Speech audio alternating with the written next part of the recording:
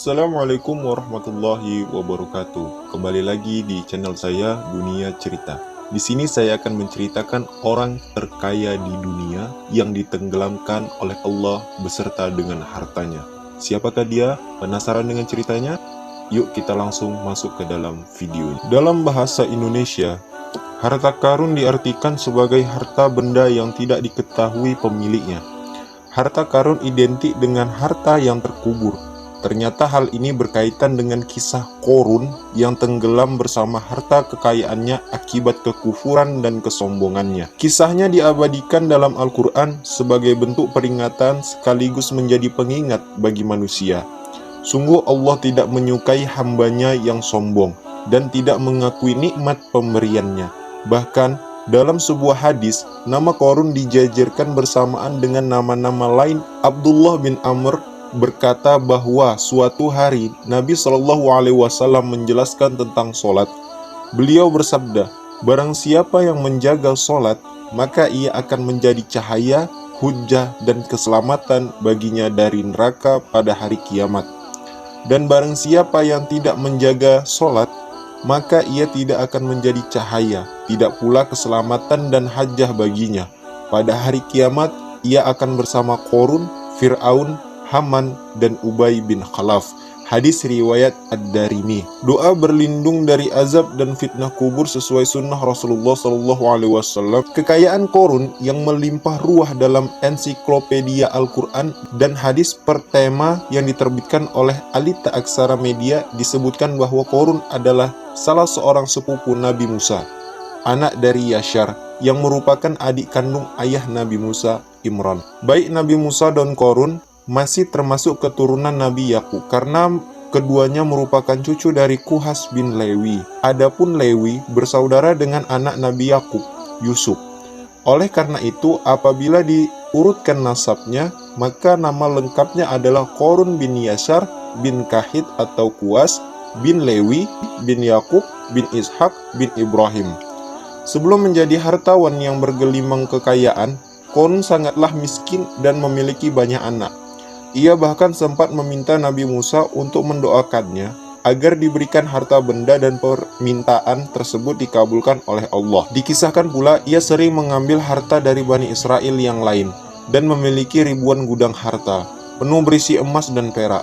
Saking kayanya, kunci-kunci harta bendanya harus dipukul oleh beberapa orang yang kekar karena terlampau berat untuk dibawa oleh satu orang. Meskipun berkerabat dengan Nabi Musa, pada masa itu, Qorun yang pandai berbisnis memihak pada Raja Fir'aun dengan mendukung dan menyokong pemerintahannya. Maka tak heran apabila hartanya melimpah ruah. Sikap sombong Qorun, Yana Adam atau Abu Alwi bin Nasruddin bin Sudir, dalam bukunya yang berjudul Rahasia Dahsyat di Balik Kata Syukur menyebutkan bahwa Qorun sering disebut dengan julukan Munawwir karena keindahan suaranya dalam membaca kitab Taurat. Qatadah, Muqatil, dan Al-Kalbi mengatakan bahwa Qorun adalah kaum Bani Israel yang paling bagus bacaan Tauratnya. Ia bahkan merupakan ahli kitab Taurat setelah Nabi Musa dan Harun.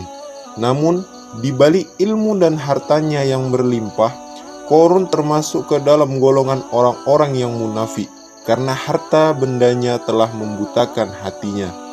Banyak orang saleh yang mengingatkannya dan menasehati agar ia tidak bersikap berlebihan dan tinggi hati. Namun, Qorun mengabaikannya dan menganggap bahwa harta yang dimilikinya didapat dari ilmu dan usahanya tanpa campur tangan dari Allah. Hal ini termaktub dalam Al-Quran surah Al-Qasas ayat 78, yang artinya dia atau Qorun berkata, sesungguhnya aku diberi harta itu semata-mata karena ilmu yang ada padaku. Tidakkah dia tahu bahwa sesungguhnya Allah telah membinasakan generasi sebelumnya yang lebih kuat daripadanya dan lebih banyak mengumpulkan harta. Orang-orang yang durhaka itu tidak perlu ditanya tentang dosa-dosa mereka. Bahkan, Qorun seringkali melewati kaum Bani Israel dengan pakaian beserta harta yang mewah. Ia diiringi oleh para pembantu dan juga budak yang siap sedia melayaninya. Tentu saja hal itu membuat orang-orang iri, bahkan sampai berangan-angan memiliki kekayaan seperti Qorun. Sebagaimana yang tercantum dalam Al-Quran surah Al-Qasas ayat 79. yang artinya, maka keluarlah dia atau Qarun pada kaumnya dengan kemegahannya.